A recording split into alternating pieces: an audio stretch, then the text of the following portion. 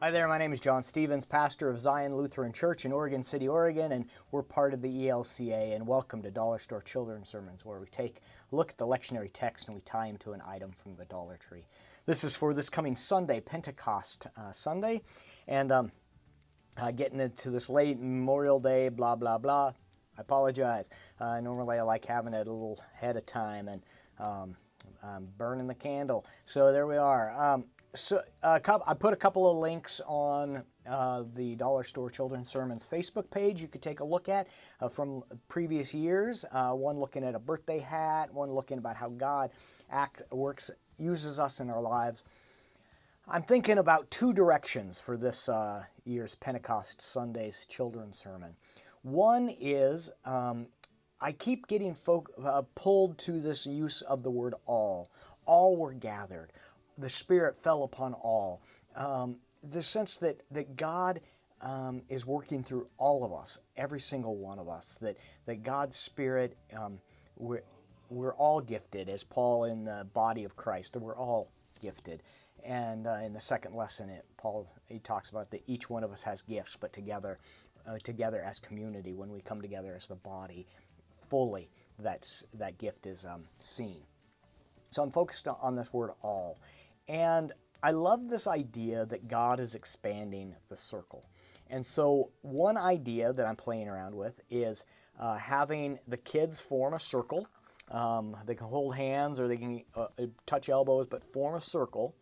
And then I walk in and have them reform the circle with me in it. Not inside the circle, but there's the circle. They're all together holding hands in the circle. And then I come in and they make room for me, and the circle expands. And I love the idea that it's still a circle. I love the idea that it's still connected, and how easy it is for us to include someone. That circle just gets expanded, and I love that image. Love the image that as more come in, as more are accepted, as more are loved and seen, the circle gets expanded, and that way all the kids get a part to play, and that we visually see that all are included in the gift of the Spirit. That's one direction.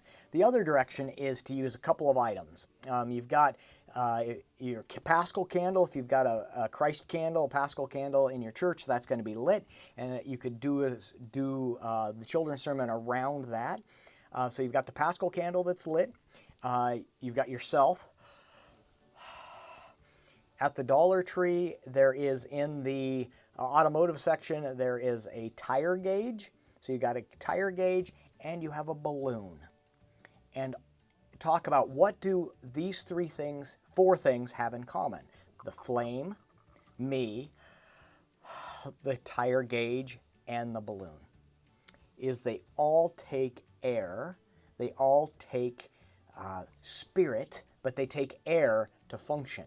The flame needs air to burn and to burn bright. If you cover it up, it goes out. I need air to live and to breathe and to be the person I need to be. A balloon, to fully be the balloon, it needs air. And the tire gauge, it needs air to function. The air pushes that tire gauge out to function. So four things that need air.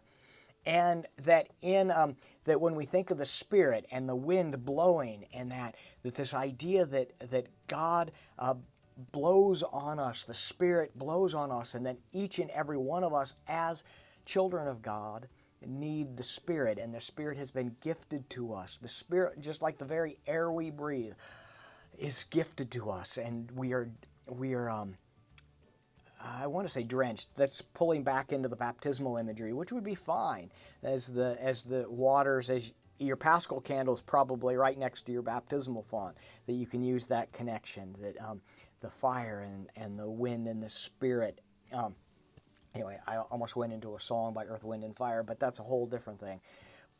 But I think you see where I'm going at, the idea that like the body of Christ, that we all have the same Spirit, different gifts. Each four of these, they all have different functions, and but they need the Spirit to be and we need the Spirit. And the Pentecost, we celebrate that God is working in us in many different ways, but with the same Spirit pulling us together. So, all right, those are two directions that I'm going. I hope one of those things can be a springboard for your own thinking around your children's sermon. And as always, thanks for stopping by, and I hope you have a fantastic week and a wonderful Pentecost celebration.